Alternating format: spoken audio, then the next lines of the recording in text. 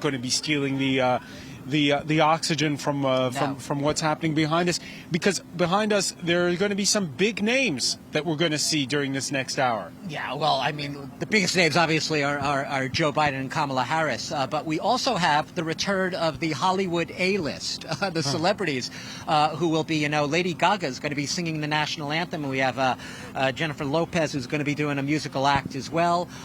We have the youngest ever poet, inaugural poet, a 22-year-old Los Angeles native named Amanda Gorman, who is going to be having basically the highlight of her life so far in her poetic career.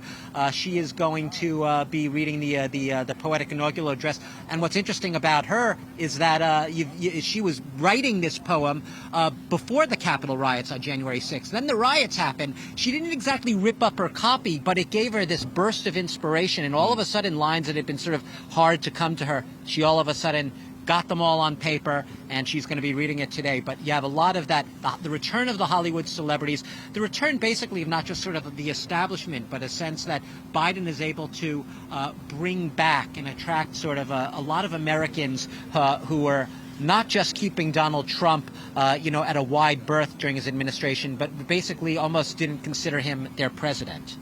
All right. It's going to be also about reaching out to the 74 million who did vote for him.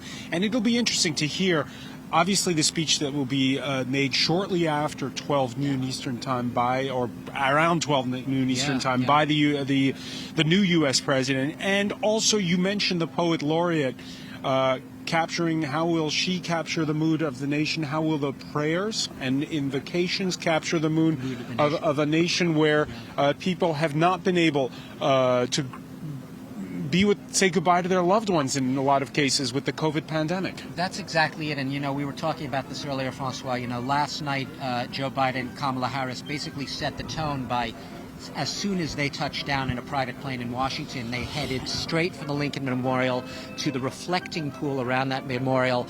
And basically there was a symbolic lighting of 400 lights, 400 obviously being significant because each light represented 1,000 Americans who died in this COVID pandemic.